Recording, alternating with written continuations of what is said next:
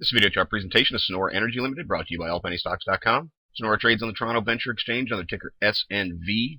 It's a very interesting chart. You can see it's sitting on a support level, a pretty lengthy sideways trend it's been in, channeling peaking at 42 to 22, but even more recently trading in an area from around 37 cents to 27 cents. See from the RSI, we've got a pretty decent retrace going on, getting down pretty low. It's something that says pay attention to me for a potential move. Similar look to the MACD over the last 2 months and a bit of a downtrend. Coming right back down to levels it's hit several times over the last few months. You can see each time it's reached that point, it's put itself together a nice little bounce. So we're going to watch for a repeat of that. We're going to pay attention to support holding and see if we're going to get some turn in the 12 EMA towards the signal line.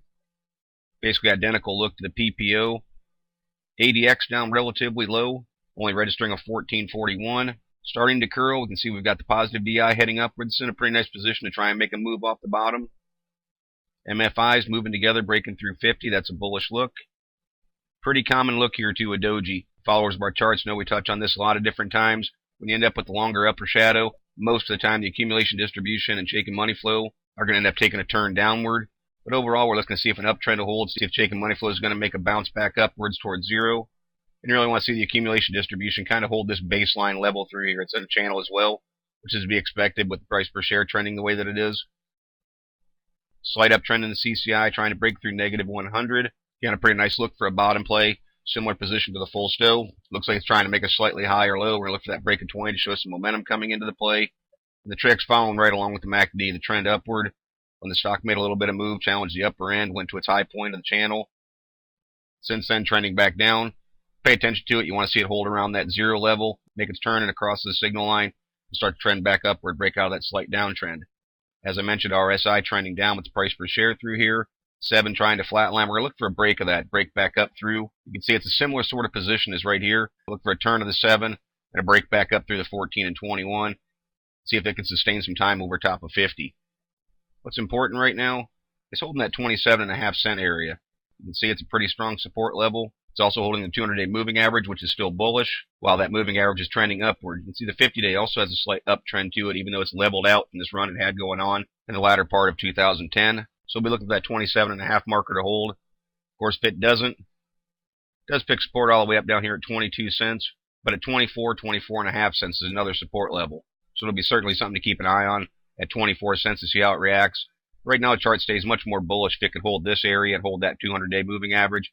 You want to see it climb back over top of that 50. Bullish charts are trading over top of both those long-term moving averages, so we're paying attention to this to move back over 31.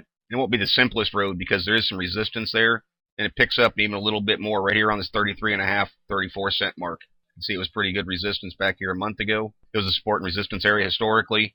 That's pretty nice gains from a percentage standpoint from where it is, closed to 28 cents yesterday.